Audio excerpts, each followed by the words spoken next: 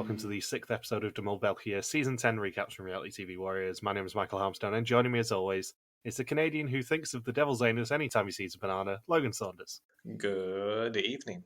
Good evening. We're going to start with the question that has been on everyone's lips for the last week. Where in the world is Logan Saunders? I am in Armenia. It's not Kiev, friend. It is not Kiev, friend. You've decided to do your own Vidum pilgrimage and head to Yerevan. Or Yerevan, as my Amazon device described it when I was trying to make sure that I had the right time zone. Yeah, we got in less than 24 hours ago. We got in about 3:30 in the morning. Got a snooze in, or a decent sleep actually. And then, yeah, we hit the town, did the Cascades, did a couple of the Soviet-themed sites. We went on the oldest Ferris wheel ever, or the most rusted Ferris wheel I think I've ever been on. Yeah, that's not an ideal thing for me, I don't think. It made a lot of sounds when we got to the very peak of it that make you quite nervous. As we've previously discussed with roller coasters, you don't particularly like roller coasters. I'm not too bad with them, as long as I feel safe. But it applies to Ferris wheels as well. If I don't feel safe, or if I'm on a swinging capsule Ferris wheel, I do not enjoy it. Yeah, this one will definitely make you nervous for a few minutes, and then you see other families on it, and then you think, okay, they wouldn't let the family fall off the Ferris wheel. You'd hope. But yes, overall, I'm very pleased with how our city tour went, our self-guided tour. Lots of parks. It was beautiful weather today. Can't speak highly enough about Yerevan. And out of interest, where are you going after Yerevan? I don't know. Depends if I fracture my elbow or not by the time I get to Brussels. Because Yerevan is the last stop before you head to Brussels to enjoy the finale of this season, assuming nobody gets fucking medevaced again. Knowing this season, I think the entire final three is going to get severe food poisoning or something the day of the finale.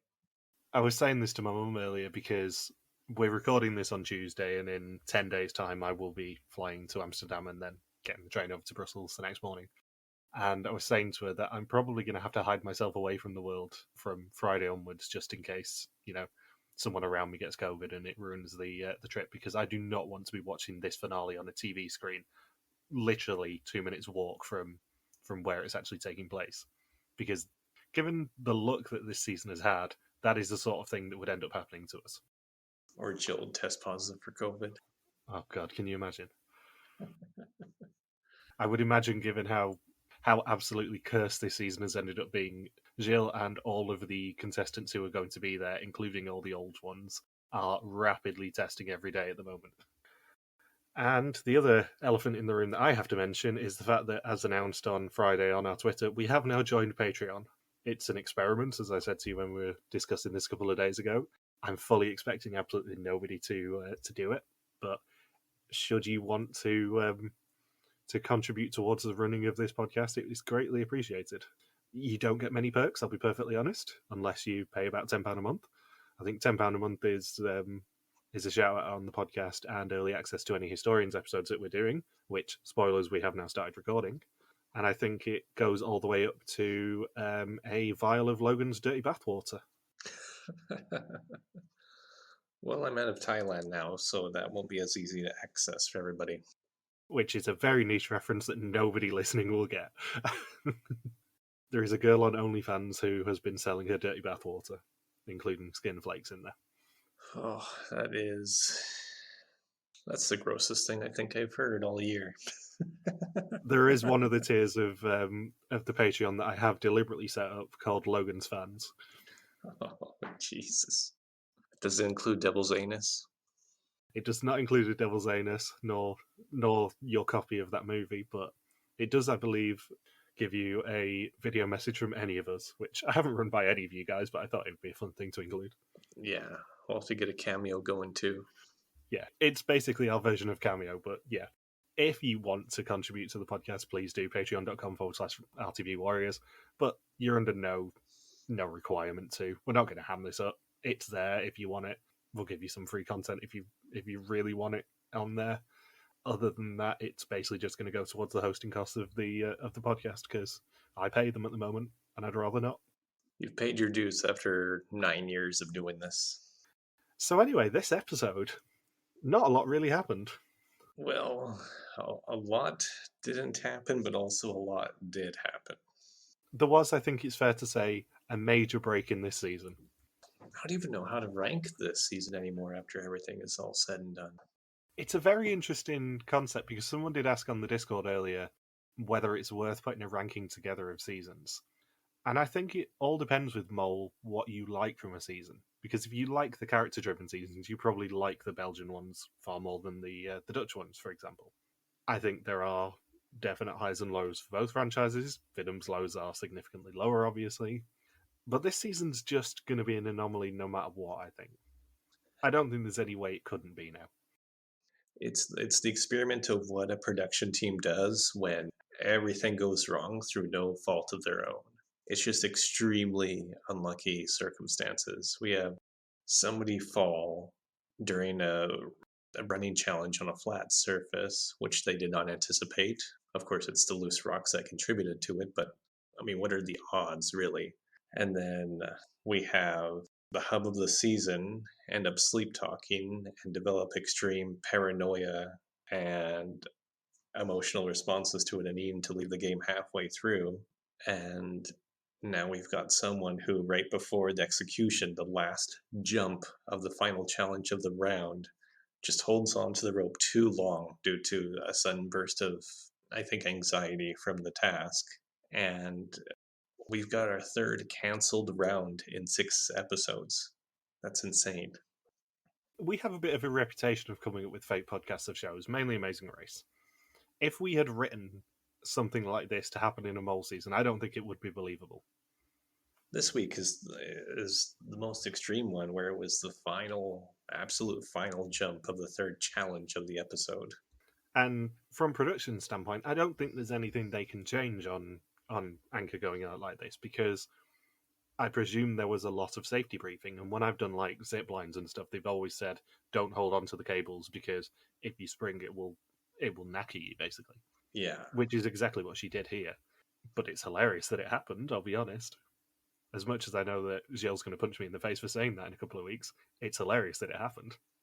I wonder how close they were to canceling the season right then.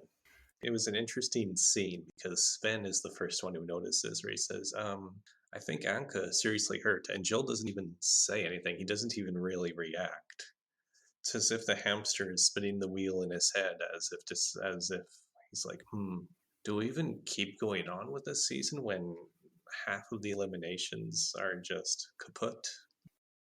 Obviously, if the Mole had done this, then they would have had to cancel the season because you literally can't do a Mole with 2 rounds.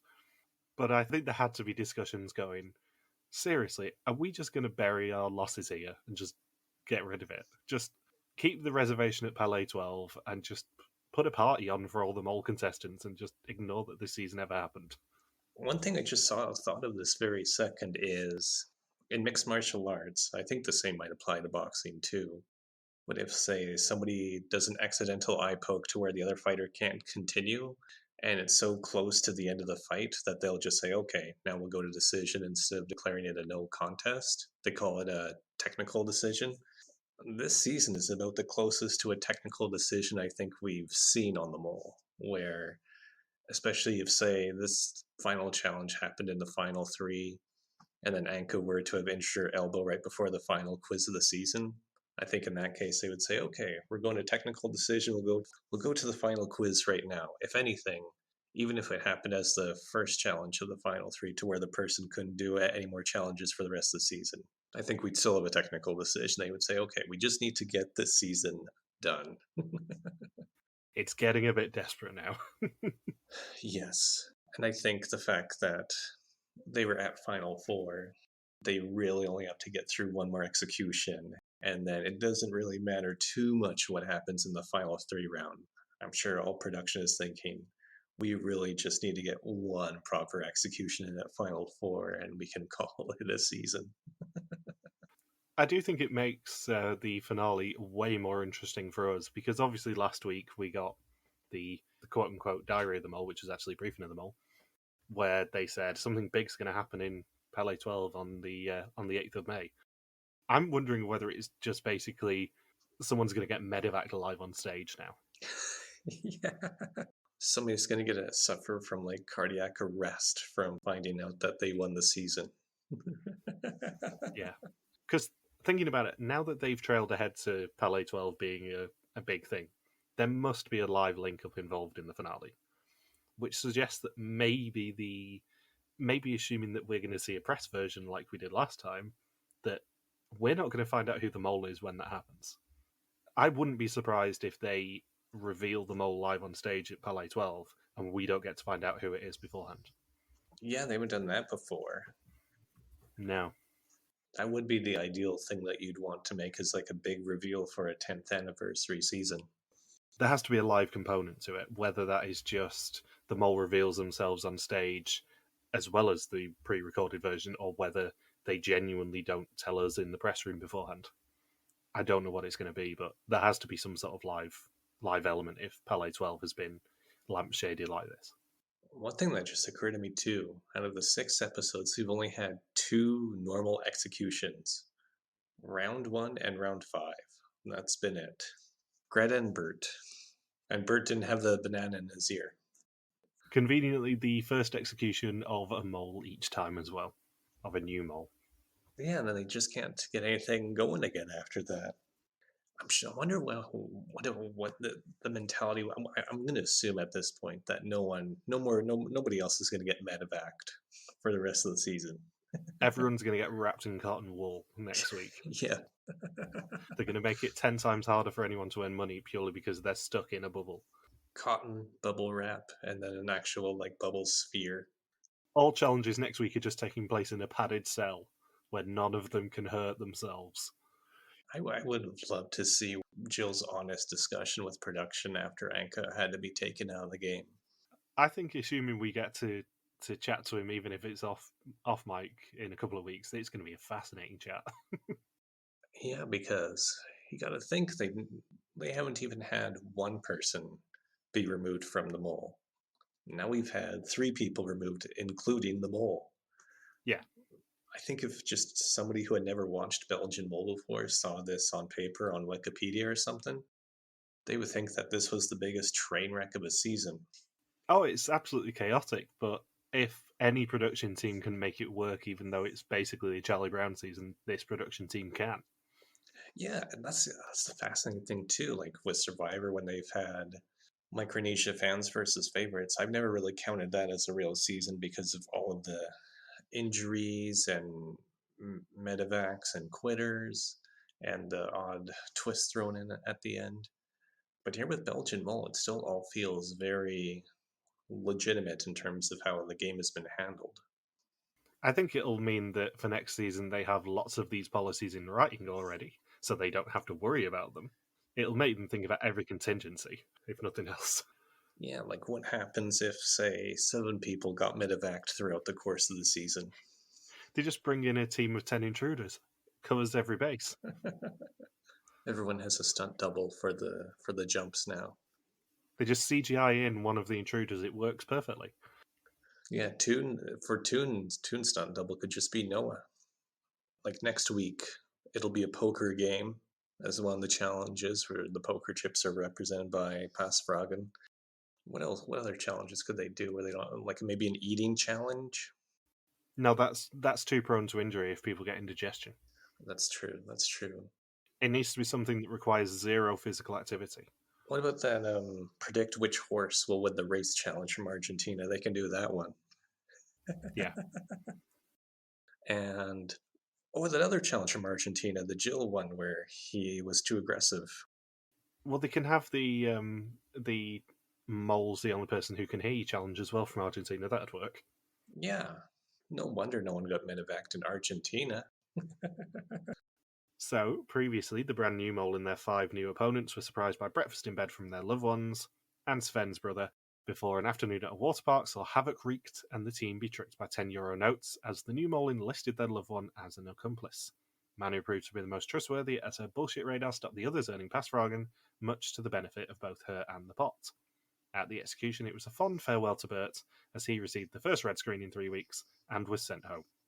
And something we haven't really drawn attention to this season, but we have in the past, is when they're introducing who's still left in the episode, they do tend to use action shots from the previous one. I love a lot of the action shots that they use in this episode, mainly Manu holding the gun, I'll be perfectly honest. She's the woman with the gun. It's just the perfect shot for Manu in that one. And we begin with some sort of documentary about the locals and Gilles, of course. Everything starts going wrong, just like this season, including a waiter dropping a glass and a courier falling off his bike before a bomb explodes.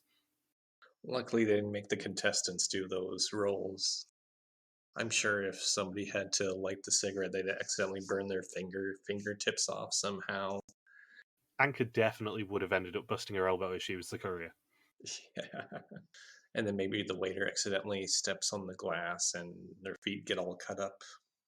And the episode title is from Argentina's Ruth again. They love quoting that season and they love quoting this challenge of I would do it 10 more times. And as we find out later in the episode, Uma and Manu might end up having to do it 10 more times. It's such a dickish episode quote, that one. Especially when you know what it relates to. Well, it didn't completely live up to the quote. It was only 7 more times. It was, but there was the potential of Gilles having to do his speech to absolutely no audience 10 times. I was thinking if he was going to suffer have you ever seen that episode of Seinfeld where George Costanza comes up with the fake illness of his elbow twitching and always elbowing something? He develops a fake illness, but he does it so often that his body just starts doing it involuntarily. So I was thinking, is Joe DaCosta just going to develop a fake cough that turns into an involuntary reaction permanently for him? It's all he would have needed after this season. Yeah, a permanent cough. You can only imagine, like, by 3 weeks at the end of this season, he just went home, went to his fiancée at the time, and just said, I need to lie down, leave me alone for, like, a week. Yeah. Because you have to bear in mind, this is something we've not mentioned this season. Gilles got married last December. They filmed this in sort of November time. So he would have probably already been stressed about the wedding, and then even more stressed by this season happening. I think that couple's tandem skydive after the wedding got cancelled after this season. It was hilarious because everyone thought that that Namibia might be the location for this season because that's where he went on honeymoon. So everyone was like, "Oh my god, they're going back to Africa," and it's like, no, he's on honeymoon. It's quite blatantly obvious he's on honeymoon. Leave the dude alone. That's right. He has a personal life. Yeah. So it's day 14 in Las Palmas, and they are on the road already, heading to Tejeda in the interior of Gran Canaria. Everyone apart from Sven is sleeping, and they are all in one car as there's only 5 of them left. They get a call from Gilles telling them they're playing for a lot of money in Tejeda, but he's looking for 2 volunteers who can take a punch. Which is nobody in this cast. Unsurprisingly, Manu says she can, and I mean, if you had to guess out of the final 5 who would volunteer to take a punch, it probably would be Manu. And Sven describes himself as soft as a China doll, which coincidentally is also a description you can use to describe Anke's elbows.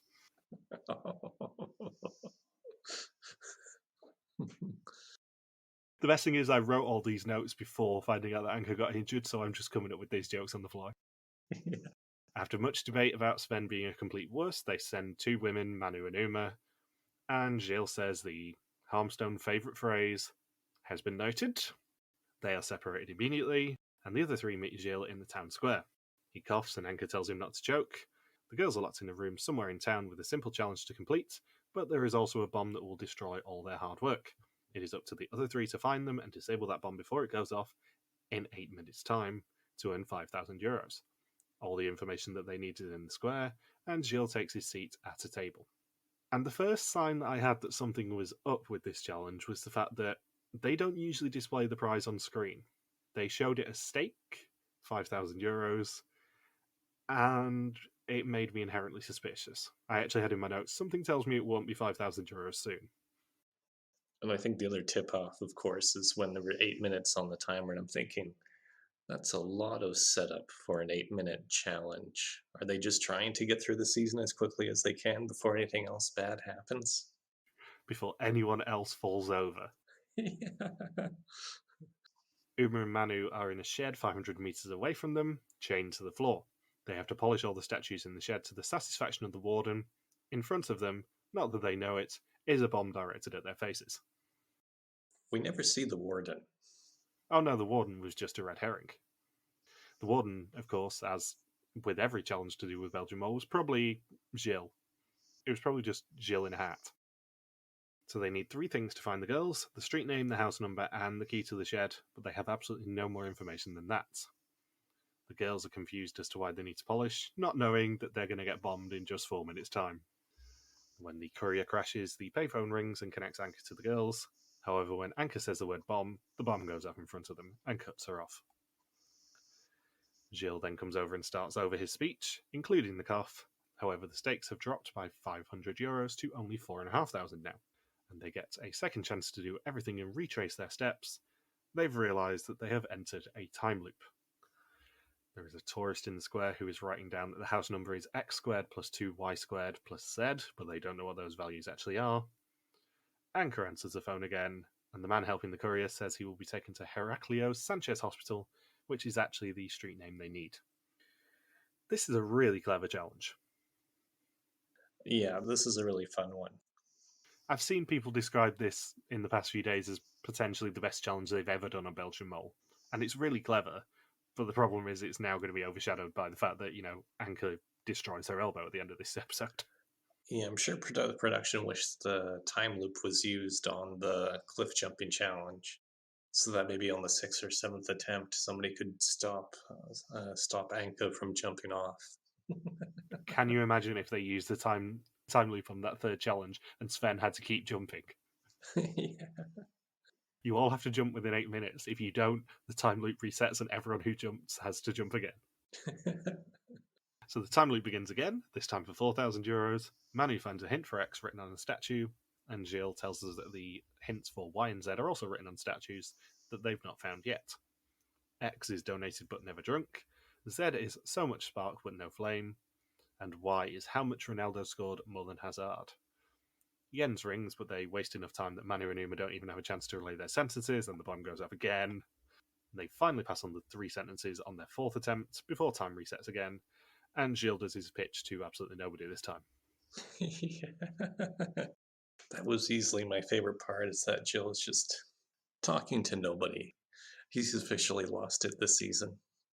It's brilliant that he did that, and it really made me laugh, but it also made me think of the Vietnam boat challenge.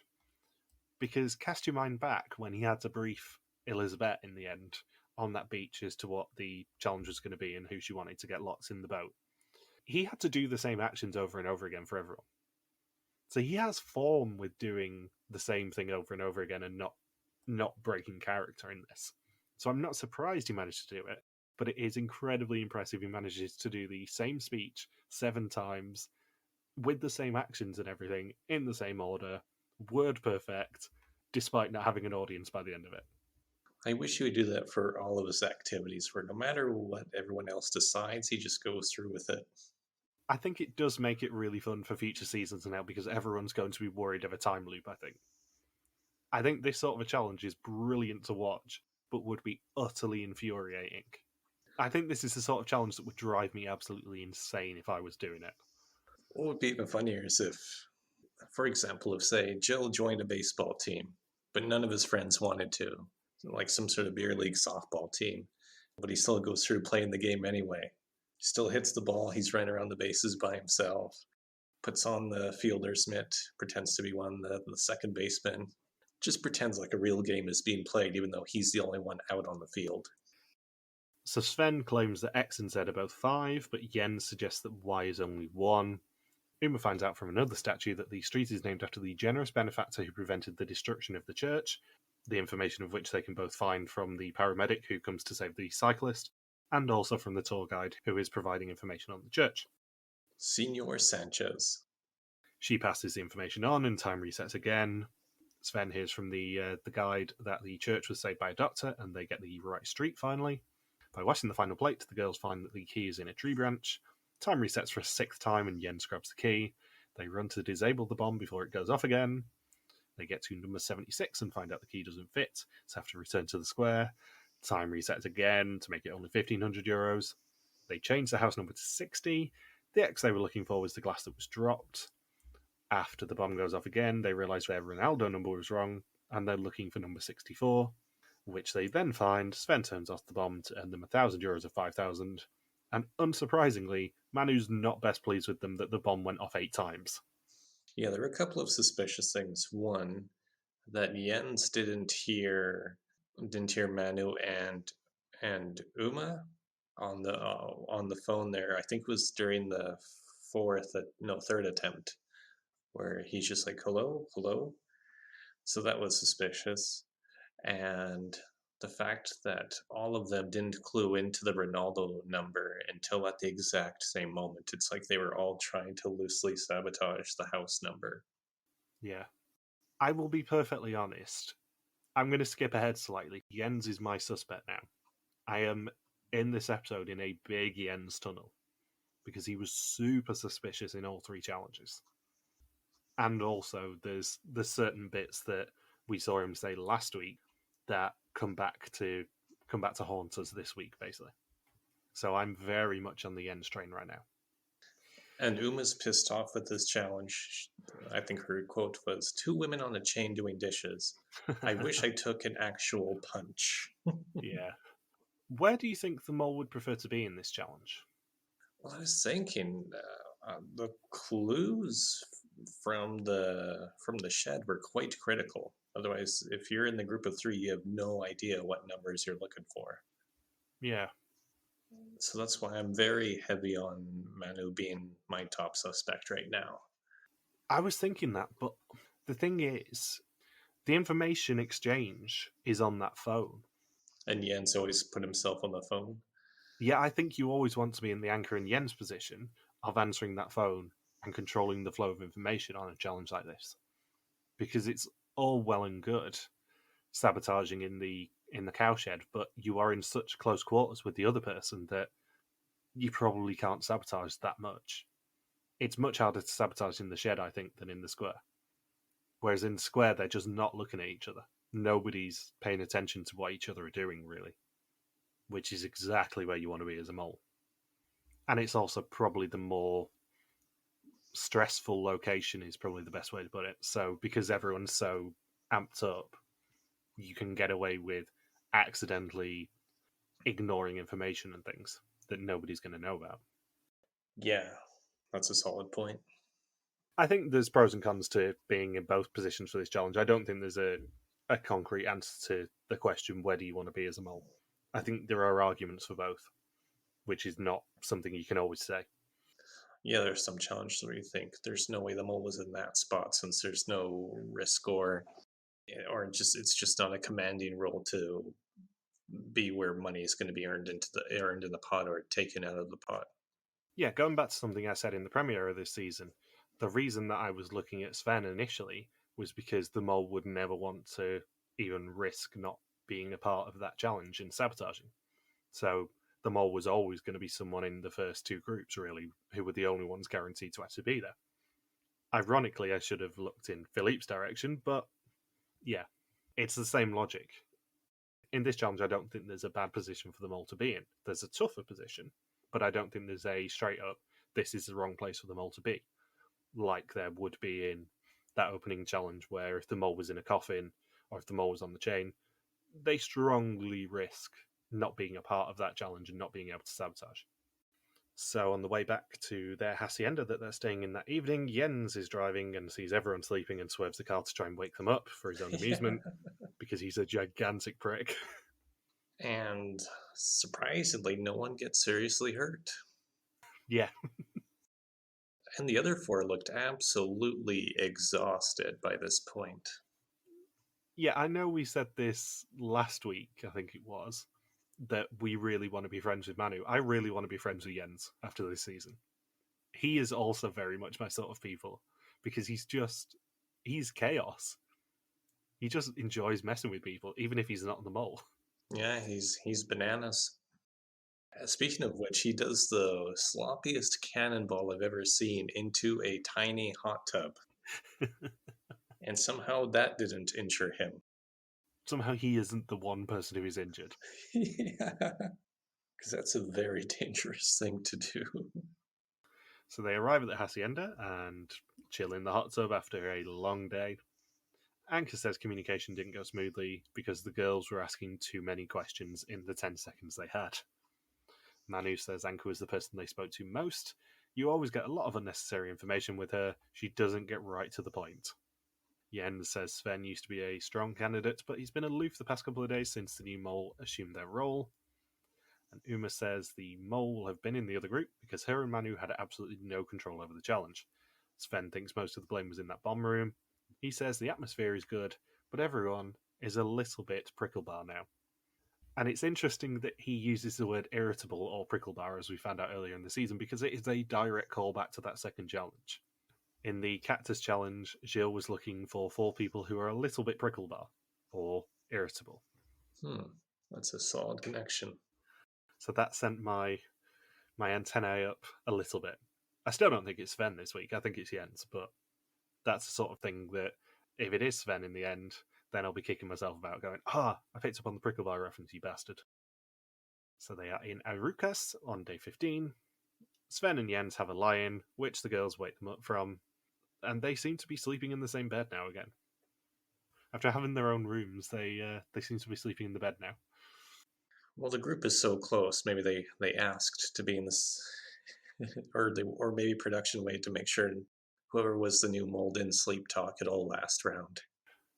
So Gilles meets them in the back garden and tells them they're not straying far. Gran Canaria has a great climate for growing bananas, which are nutritious, healthy, and, pointing at Jens, great on clothes.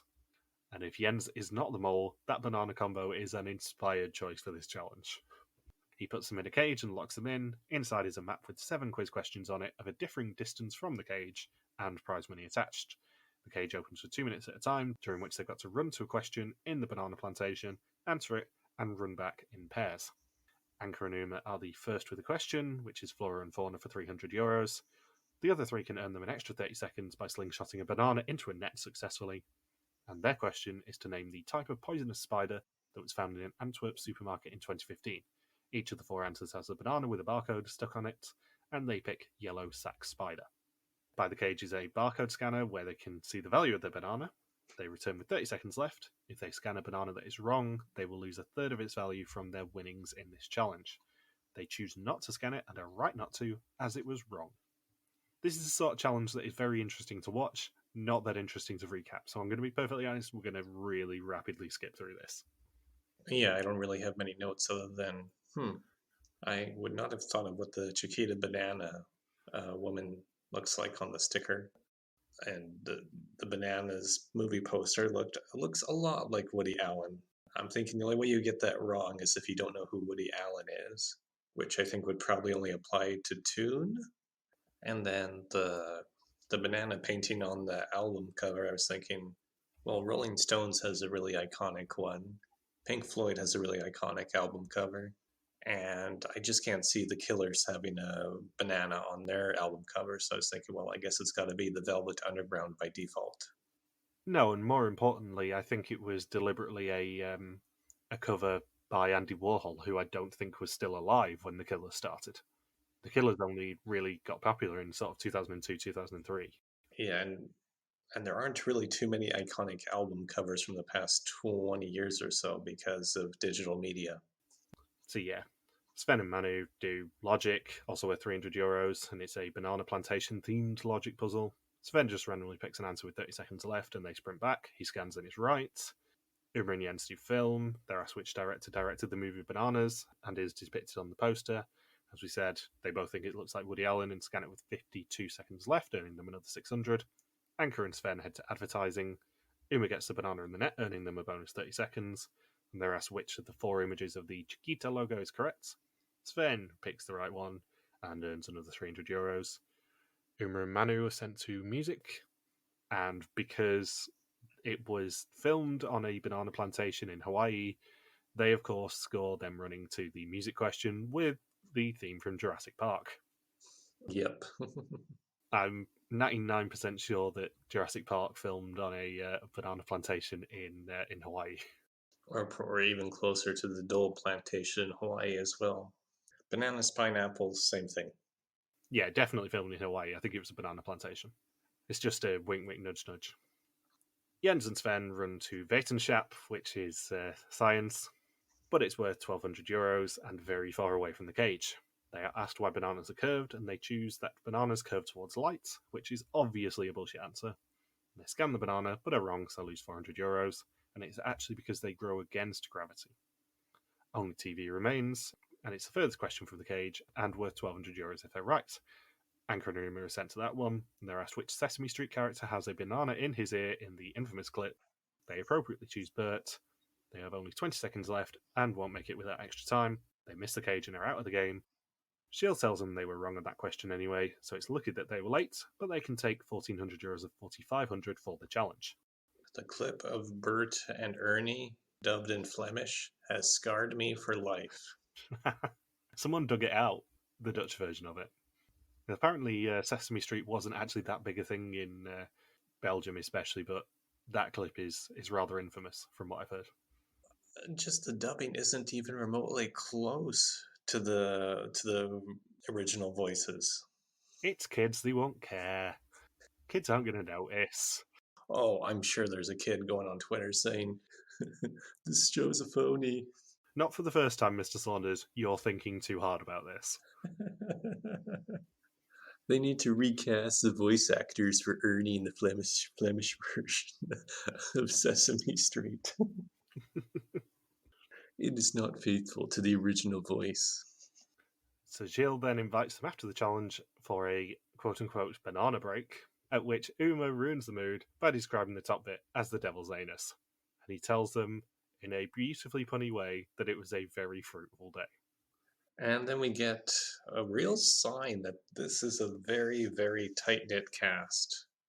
I sent Bindles one message when I was watching this episode yesterday, and it just said, in all caps, they got tattoos together?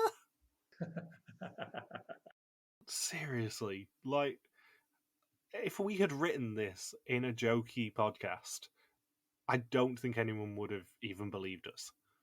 I think people would have sent us messages going, no, that's too far-fetched.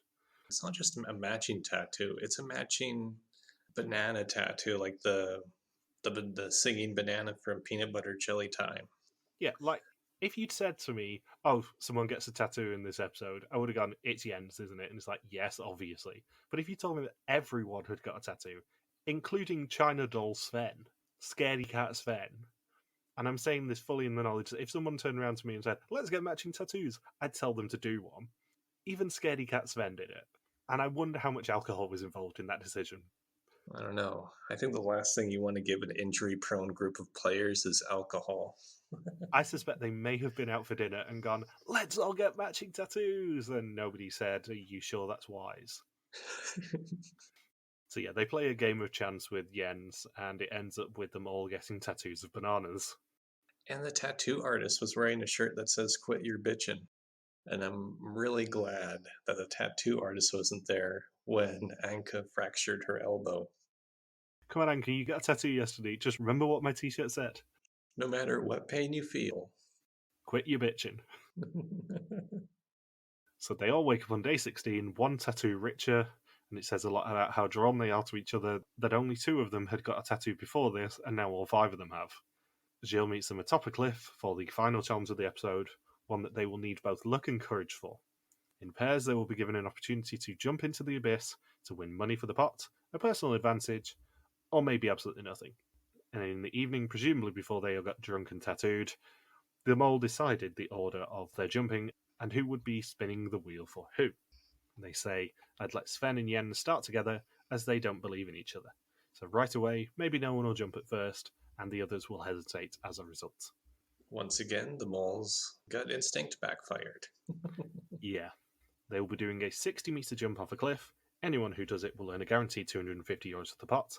However, the other person with them will be spinning a wheel to earn extra stakes for the jump. Maybe €500 or 1,000 for the pot, €1,000 out of the pot, 1 pasvragen for the jumper, 2 pasvragen for the jumper, 1 pasvragen for the spinner, or 2 pasvragen for the spinner. Whatever is spun is only won if the person jumps. Michael Boatman had a very similar challenge he had to do in Celebrity Mole Hawaii, where it was him and I think Eric, who both had to jump off the cliff to earn money in Celebrity Mole Hawaii. And Michael Boatman said, I'm not going to do it. It's too dangerous. I might hurt myself. I don't think my wife would want me to do this. 15 years later, Michael Boatman is very justified in not jumping off the cliff into the water.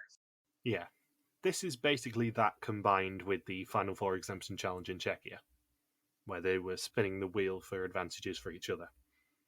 What was interesting while watching this challenge is I was thinking, this is quite dangerous because I didn't even think about the elbow fracture injury possibility. I was thinking about like when you're flying around and your body ends up hitting against the side of the cliff. And that's where I thought the real injury opportunity was. Setting aside the anchor of the situation, would you do this? I think it depends on the mood that day and how many people I've seen go home already during the season. Because I've done a quick Google on the location of this challenge, and there must be a permanent setup on it because everything was bolted into the cliffside and stuff, but I can't see any company details for it. We know from the Vietnam bungee jump that if there isn't a local safety team, or if they're not confident in the local safety team, they'll bring their own one in.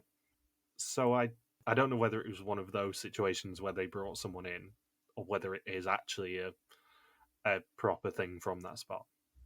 Yeah, because Canary Islands has a lot of adventure sports, a lot of adventure sport companies, so I wouldn't be surprised if that's a permanent setup there. I did notice the rope was bolted onto the cliffside, so I'm assuming there is a permanent setup of some description there. I'm just not sure whether the company is actually based there or whether it's based in Arucas or whatever. That sounds like a Jill question.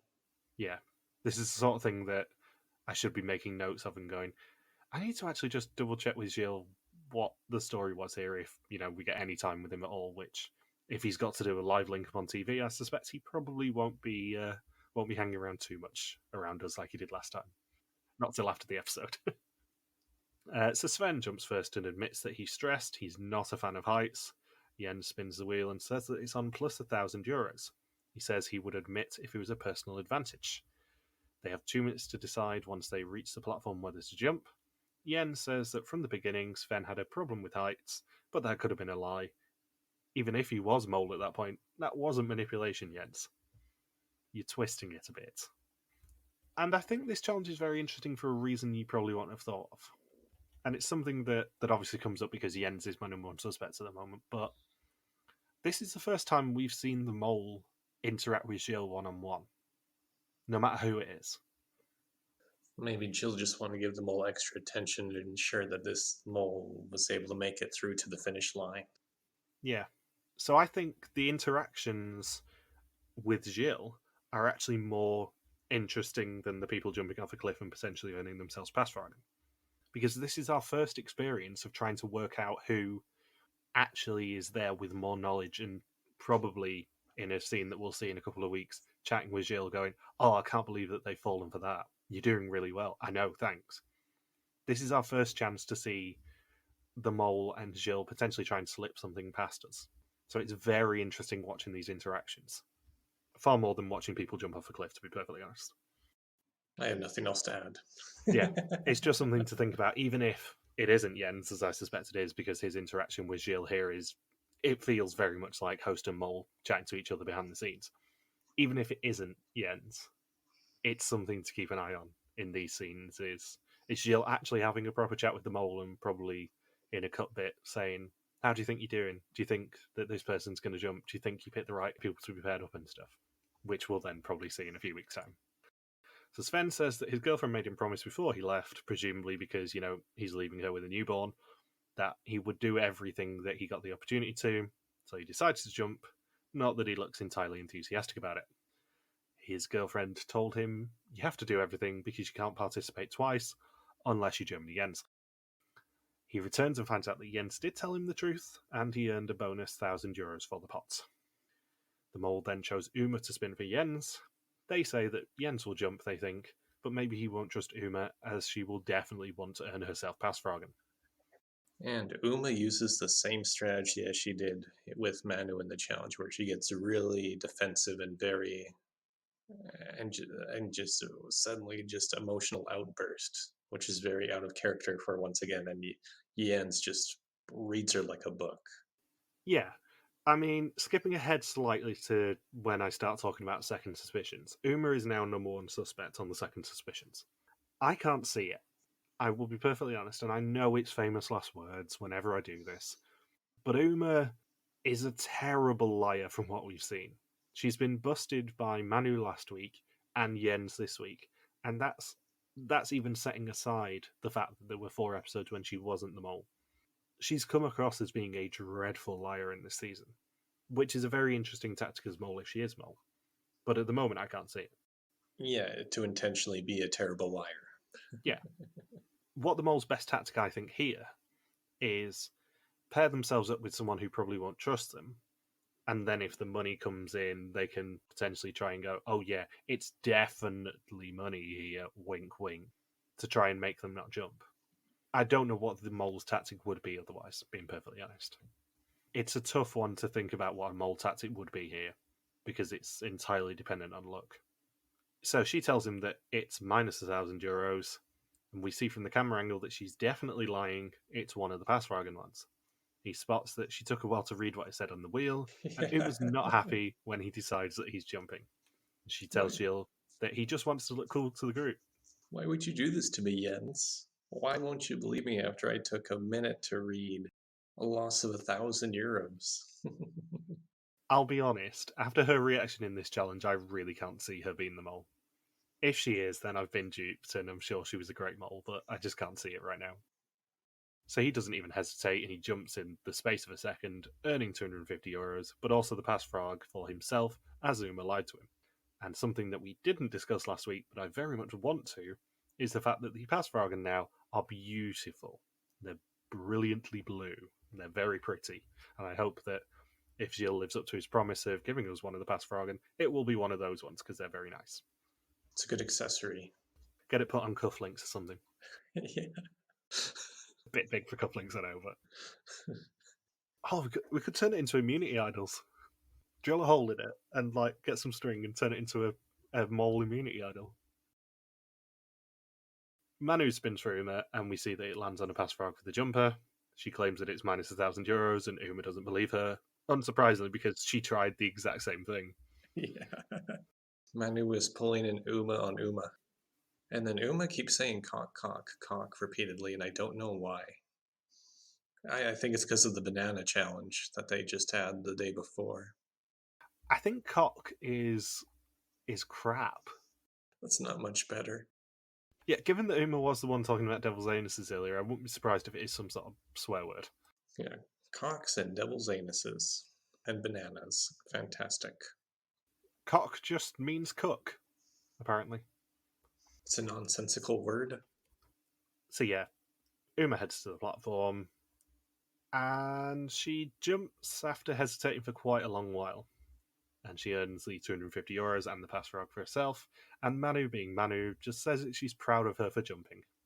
Anke then spins for Manu. The mole says that there is distrust between them. Anke looks disappointed when she sees it and claims that it's €500. She's lying, as the €500 are only on blue spaces. I'm right, it's a pasvragen for the jumper. Anke changes tactics mid-negotiation and admits that it's a pasvragen for someone, but not who. She heads to the platform, but Gilles tells us that Manu has the biggest fear of jumping out of everyone. Anke cheers for it, even though it's against her best interest. Time runs out, and Manu hasn't jumped, which is a shame. But probably saved her ability to still win this game, or if she's the mole, it saves the season from being cancelled. Sven is the final one to spin. He admits that it's pasvragen for one of them, but not who. Anke heads to the platform, and we see that it's 2 pasvragen for the person who jumps. Sven says she's absolutely fearless. She jumps and earns herself the pasvragen, but hurts her arm in the process, earning the group €2,000 of 6,250 for the challenge, 4,400 out of 15,750 for the episode, and €24,790 of 69,750 for the season so far. Can you imagine making Anke take if like say both elbows are fractured? If she had to do the quiz and you just see her just grimacing as she's scrolling through the questions, like, I can't click. My elbow. Well, you'd presume, like in any exam, there would be the option for a producer to fill it in on her behalf, but she just tells them what the answers are. Yeah. I mean, she got two pasvragen. I mean, there's a chance somebody could go all in and be executed, and she's still in the game. And at the elimination, we find out that Anke suffered an elbow fracture and cannot continue the game, earning her a red screen. Now, this is a question that came up on the Discord yesterday, and I want to know your thoughts on it. Should the pasvragen carry over? That's a good question, because I remember in Survivor, it always annoyed me when they'd have the medevac after the immunity challenge, but before tribal council. And then the following episode, they had to, person who won immunity had to give it up and try to win it again. That's what happened to Tyson in Survivor Tocantins. And that format always pissed me off. I'm in two minds about this because, on the one hand, it's obviously probably the right thing morally to do, even though it goes against what they usually say about pasvragen, that they have to be used on the very same round that you earn them. I think it's probably the fairest thing to do to carry them over. But the problem is it's a Final Four test, and as we saw last season, Philip only went home because everyone else had pasvragen. So it is quite unfair to Sven, for example, who earned money for the pot but no pasvragen, that two other people have got pasvragen, and potentially if Manu is the mole, Sven goes home next week as a result of those pasvragen, just like Philip did. Maybe it's got to be like Survivor, where all items expire at the final 5. Yeah, usually, and Gilles has confirmed this to us in the past, they have to be used on the same round because he doesn't like people being able to hold on to them and use them as strategic tools like that. Yeah, that's right. But I don't know whether they're going to make an exception for it and say you can play them this round if you really want to. Yeah, could it be for the like the current round or for the current test? Because those are two definitions right there. I wouldn't be surprised if they make an exception for it. I'm just not sure. I'm not sure on the fairness of it. I'm not sure there's an easy answer for it, being honest. So, of course, she gets a montage, albeit one slightly more justified given she's 5th place. Uma says she gave every challenge 150 to 200%. They did the water slide together over and over and over again, even when everyone else hated it. Manu says they had some intense moments, but she was an absolute superwoman. Sven says she was a pure player. She had one goal, to get the pots as high as possible. Then we get to Jens, who has maybe my favourite goodbye message of anyone in Mol history, when he says he never thought he would get on with someone who was a cop. He's completely against authority, and she changed his mind, which is beautiful. That is such a wonderfully Jens answer to that question. Even if he's not the mole, he's gloriously entertaining. She does call the others from the hospital on day 17 with her arm in a sling. It's broken in 2 places, and the ligaments may be damaged too. And she also confirms that she wasn't the mole, not that many people would have voted for her. And then, of course, the question we'll have is, did Anke know who the mole was? Well, she claims on Café de Mol that she did. She claims that she knew exactly who it was and went 100% on who it was. What that means, I don't know. I don't know who she suspected, and hopefully we'll find out from Gilles at the reunion that actually she was telling the 100% truth here. But she's convinced who the mole is. She also dropped something very interesting on Café de Mol, apparently, that my theory with Naylor, that the producers took her aside and said, look, seriously, it's only going to get more physical. You're going to have to leave now. You're not going to get any better. That apparently was true. Apparently, Naylor was essentially medevaced from the game. What a weird, weird season. But that has only been confirmed as of this week with Anke going home. And presumably, the fact she was allowed to say that means there are no more medical evacuations this season. Somebody survives the next, or rather, somebody doesn't get eliminated before the next execution. Also, apparently, our good friend, human golden retriever Axel, has been on another podcast. He's been moonlighting and said that all the previous contestants have been invited to the finale, and they don't know why, other than that they're involved in something. And thank you to Bram for literally just sending me that message, as in while you were talking just then. Oh, wow. So something's up at Palais 12, and I don't know what it's going to be yet. It's going to be very interesting, but if nothing else, it's going to be a great networking opportunity for us. Yeah. Take pictures with everybody. Oh yeah, I mean taking pictures with everyone, so we got loads of options for the Diary of a Belgian Mole finale episode, and also more importantly, just getting in people's good books so they can come and talk to us. I want a season of this. So next time, the final four hike while Manu and Sven turn off clocks whilst being on a bed. A blindfolded challenge season fail their cities. Sven throws an axe while things get a little bit mountainous. And I think I said this earlier, but there was one thing we didn't see from last week's Next Time trailer in this episode, which was Jens telling Sven that he held his fate in his hands. And the reason that I bring attention to this is because if that is 100% correct, is Jens hinting at the fact that he controlled the pairings for this challenge. I'm deep in a Jens tunnel now, as you might have guessed. We're down to one suspect this week. I've got to put all my eggs in one basket, and at the moment it's in Jens's. So in the pool, with Anke going home, your team is now Manu and Uma, mine Sven and Jens. This means now that we are both guaranteed to have someone in the final three. With second suspicions, thanks to everyone who submitted second suspicions in this unique situation, Uma was the most suspected of the final six with 2.3 out of 6, then Jens on 2.55, Sven on 3, Anke on 3.3, Manu on 4, and Bert, perhaps obviously, on 5.85. With Bert's scores removed, Anke moves to 3.25 and Manu to 3.95. Uma and Anke are less suspected by the two of us than the group as a whole, with Uma on 2.5 and Anke on 3.36. Jens is perfectly equal, and Sven on 2.86, and Manu on 3.77 are more suspected.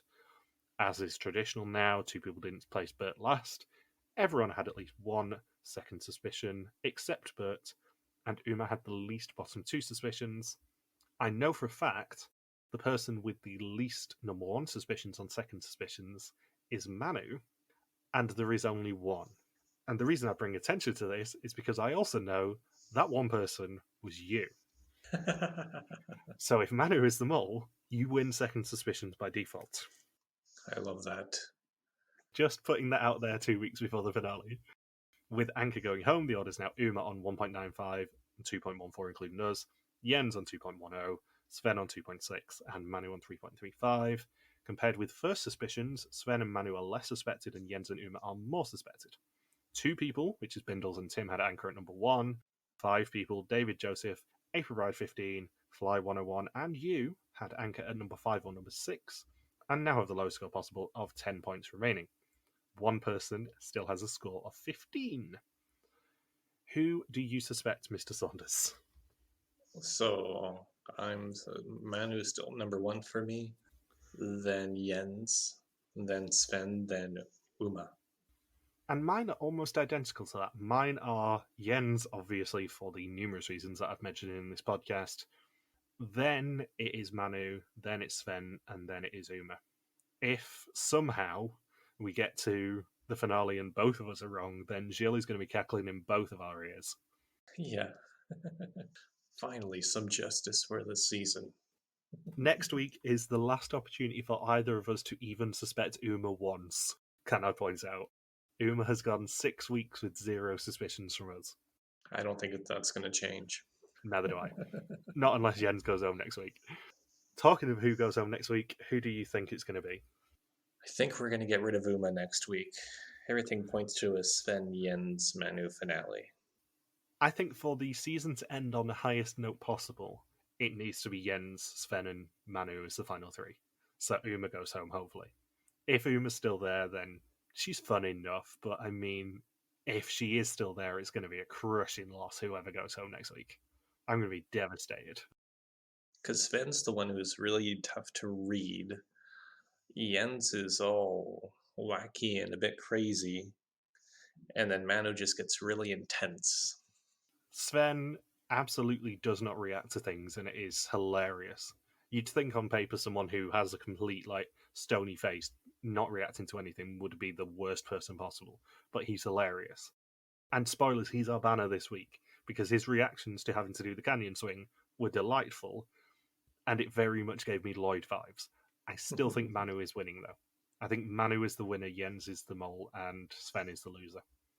Yeah, at this point I'm thinking Manu's the mole, Sven's going to win, and then Jens is the runner-up.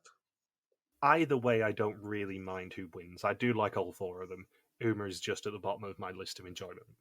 it's a classic Belgian situation of I don't really care who wins because they're all nice. Yeah, there won't be a bad outcome no matter what, unless somebody gets medevaced. Well, yeah. It's just that I think if in 2 weeks' time Manu is announced as the winner, I'm going to be very happy for her. If Jens is announced as the winner, I'm going to be very happy for him. If Sven is announced as the winner, I'm going to be very happy for him. I do think it's Manu winner, Jens is Mol right now, though. Have you got anything else you want to say before I let you go to bed? No, our recording is longer than the episode itself again. As always, have we done a recording this season where it's been shorter than the episode? I don't think we have. Maybe week 2. Week 2 was an hour and 12. That's the closest we've got. Jesus. So, thank you for listening to our Mol België Season 10 recap. We'll be back next week to continue the hunt for the new Small in the Canary Islands. Don't forget you can contact us on Twitter, Facebook, YouTube, or Instagram where we are RTV Warriors, or you can email us in contact at rtvwarriors.com. You can also support us on Patreon at patreon.com/rtvwarriors. Logan's on Twitter at Logsapawaki, and I'm MJ Harmstone. Thank you as always to Natalie for the subtitles. We'll see you next week. Peace out and just chill till the next flavouring.